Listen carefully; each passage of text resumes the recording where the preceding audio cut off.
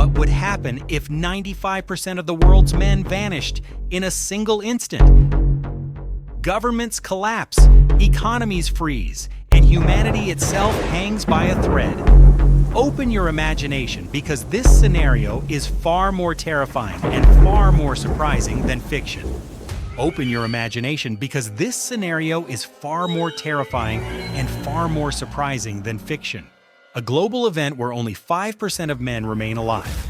We'll explore what happens in the first 24 hours, how governments and economies respond, the long-term fate of humanity, and whether civilization can even survive. This is not just a social thought experiment. This is a complete breakdown of global systems, human psychology, biology, and geopolitics. And trust me, the ending will shock you. Let's begin. Disappeared. Chapter 1. The moment men disappear. Hour 0 to 24. Imagine it's a normal day. Cities full of movement, traffic, factories, financial markets suddenly freeze.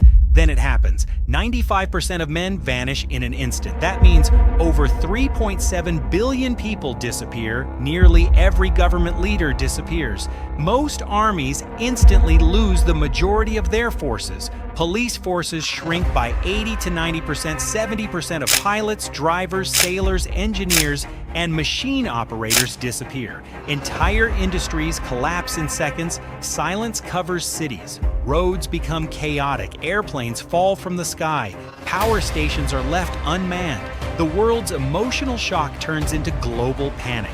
Women run through the streets screaming the names of husbands, brothers, fathers, sons. Hospitals overflow, not with injuries, but with shock, trauma, and a society unable to understand what has happened. No one knows if it's a virus, a supernatural event, an alien attack, or the beginning of the end. But one thing is certain, this is the greatest demographic collapse in human history. Chapter 2. The First Week Global System Breakdown. As the world tries to comprehend the loss, the real danger appears. Collapse of male-dominated industries. Men make up the majority in construction, electricity, and power grid operations, mining, oil and gas, trucking, shipping, military, heavy manufacturing, agriculture, engineering, aviation. Within a week, many power grids fail. Gas shortages spread. Transport systems freeze. Factories shut down. Supply chains shut down. Food distribution stops. Not because women can't do these jobs, but because there simply aren't enough trained personnel, and the transition takes time society doesn't have. This is a global emergency. Chapter 3. The Emotional and Social Shockwave. Entire families are suddenly without fathers, husbands, sons, brothers, partners, co-workers, leaders. This isn't just economic collapse, it's emotional devastation on a level never seen before. Mental health crises skyrocket. Governments declare states of emergency. Psychologists warn of a collective trauma event. Some communities become stronger, others fall into chaos. Humanity begins to split. Chapter 4. The New 5%. Men become the rarest resource. With only 5% of men left, the male population becomes socially valuable, politically protected, biologically critical, economically prioritized. Governments begin creating male protection zones, safe areas where the remaining men are guarded, monitored, and medically supported. They are no longer ordinary citizens. They're a vital national resource. But this leads to new ethical problems. Should men be forced to reproduce? Should nations compete for the remaining male population? Should reproduction become government-controlled? This is where the world enters its most dangerous phase. Chapter 5. The Reproduction Crisis. To keep humanity alive, birth rates must be maintained. But with men gone, the math becomes terrifying. A single male can biologically father many children, but the logistics, ethics, and emotional consequences are massive. Governments panic. Scientists propose solutions. Sperm banks, artificial insemination, gene editing, synthetic gametes. artificial wombs (IVF) on a global scale.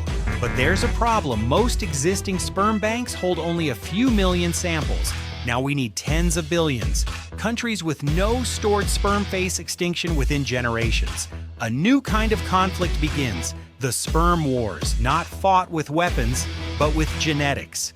Nations try to steal, trade, or negotiate for sperm samples and the few remaining males. Humanity faces a crisis it has never imagined. Chapter 6: The New Global Order. Political power shifts dramatically. Countries with high numbers of surviving men, by chance, become global superpowers. A tiny African country with 50,000 men might suddenly be more powerful than the USA or China if those countries only have 5,000 surviving men. The world map changes. Women take leadership everywhere. With men nearly gone, the entire leadership structure flips overnight. Women rise to fill every role: presidents, prime ministers, CEOs, generals, scientists, engineers. This is the fastest and most dramatic gender shift ever recorded. The new economy. The economy restructures around robotics, automation, AI-managed agriculture, remote operations, renewable energy, mass re-education programs. The global workforce becomes predominantly female for the first time in human history. Changes in social structure. Marriage as we know it disappears. New family models emerge: polyandry, one man, multiple women, communal child raising, state-assisted parenting, artificial insemination becoming standard. The concept of traditional family becomes a historical memory. Chapter 7: Humanity's Critical Turning Point. By year 5, humanity reaches the tipping point. If birth rates don't rise dramatically, the population will fall below the recovery threshold. This is the moment where science must do the impossible: create male chromosomes artificially. Scientists begin working on generating male embryos using artificial Y chromosomes, stem cells from women, CRISPR gene editing, synthetic gamete technology. It is the biggest biological project in human history. But there's a risk. If anything goes wrong, humanity may create a genetically unstable population, or no viable males at all. The world holds its breath. And then, success. Researchers produce the first artificially created male embryo, not grown from a man, but from female stem cells. Humanity has discovered a way not only to survive, but to rebuild. A new chapter begins. If 95% of men disappeared overnight, the world would shift into a female-led global society, depend entirely on science for survival, eventually rebuild through technological evolution. Humanity would suffer an unimaginable catastrophe, but we would adapt, evolve, and rise again, not because of men or women alone, but because survival is written in human nature itself. Our journey wraps up here for today. If you enjoyed the video, make sure to like and subscribe. Let's continue exploring new ideas and bold hypotheses together. Goodbye.